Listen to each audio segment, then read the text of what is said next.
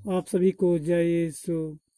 दैनिक Bible पाठ में आप सभी का हार्दिक स्वागत है। यीशु मसीह के इस जीवित और सत्य वचनों को अपने प्रियजनों और मित्रों के साथ ज़्यादा से ज़्यादा शेयर करें और चलिए मसीह परिवार को आगे बढ़ाने में सहयोग दें। क्रूस का चिन्ह पिता, पुत्र और पवित्र आत्मा के नाम पर आमीन। प्रेरित चरित्र से पहला पाठ, अध्याय 5, पद संख्याएं 34 से 42 तक। उस समय गमालियल नामक फरीसी, जो संहिता का शास्त्री और सारी जनता में सम्मानित था, महासभा में उठ खड़ा हुआ। उसने प्रेरितों को थोड़ी देर के लिए बाहर ले जाने का आदेश दिया और महासभा के सदस्यों से यह कहा, इस्राएली भाइयों, आप सावधानी से विचार करें कि इन लोगों के साथ क्या करने जा रहे हैं। कुछ समय पहले थदियुस प्रकट हुआ। वह दावा करता था कि मैं भी कुछ हूँ और लगभग 400 लोग उसके अनुयायी बन गए। वह मारा गया, उसके सभी अनुयायी बिखर गए और उनका नाम निशान भी नहीं रहा। उसके बाद गन्ना के समय युदस गलीली प्रकट हुआ। उसने बहुत से लोगों को बहकाकर अपने विद्रोह में सम्मिलित कर लिया। वह भी नष्ट हो गया और उसके सभी अनुयायी बिखर गए।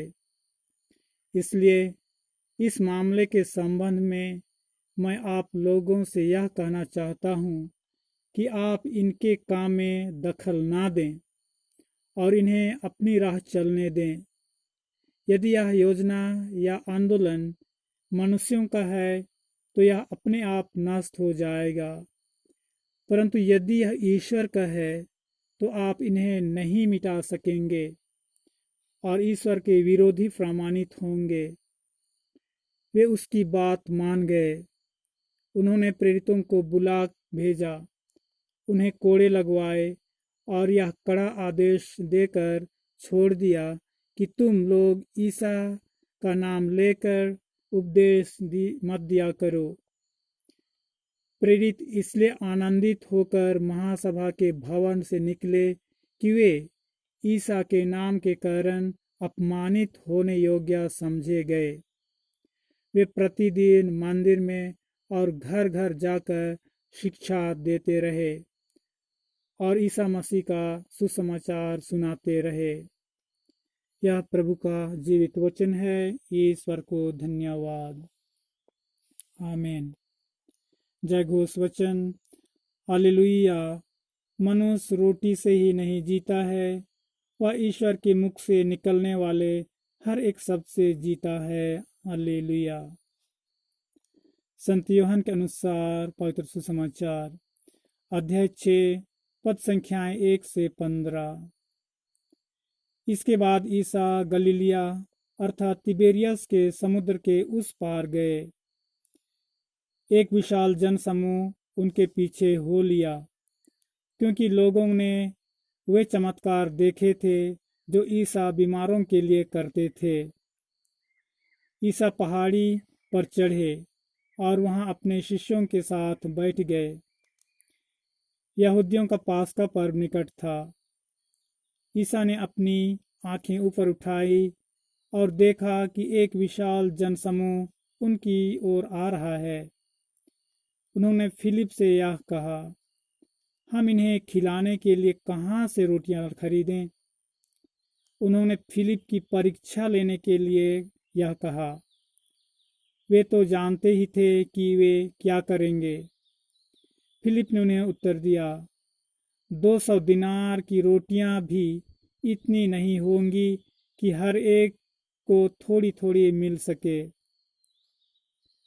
उनके शिष्यों में एक सिमोन पेतरुस के भाई अंद्रियास ने कहा, यहाँ एक लड़के के पास जौ की 5 रोटियां और 2 मछलियां हैं, पर यह इतने लोगों के लिए क्या? ईसा ने कहा, लोगों को बैठा दो। उस जगह बहुत घास थी। लोग बैठ गए। पुरुषों की संख्या लगभग 5,000 थी। ईसा ने रोटियां ले ली, धन्यवाद की प्रार्थना पढ़ी और बैठे हुए लोगों में उन्हें उनकी इच्छा भर बंटवाया। उन्होंने मछलियां भी इसके तरह बंटवाई। जब लोग खाकर तृप्त हो गए तो ईसा ने अपने शिष्यों से कहा, बचे हुए टुकड़े बटोर लो, जिससे कुछ भी बर्बाद ना हो। इसलिए शिष्यों ने उन्हें बटोर लिया और उन टुकड़ों से 12 टुकड़े भरे, जो लोगों के खाने के बाद जौ की 5 रोटियों से बच गए थे। लोग ईसा का यह चमत्कार देखकर बोल उठे, निश्चय ही यह वे नबी हैं जो संसार में आने वाले हैं। ईसा समझ गए कि वे आकर मुझे राजा बनाने के लिए पकड़ ले जाएंगे, इसलिए वे फिर अकेले ही पहाड़ी पर चल गए। यह प्रभु का पवित्र सुसमाचार है। ख्रिस्त की जय। आप सभी को ईश्वर की आशीष और आपका दिन मंगलमय हो। आमीन।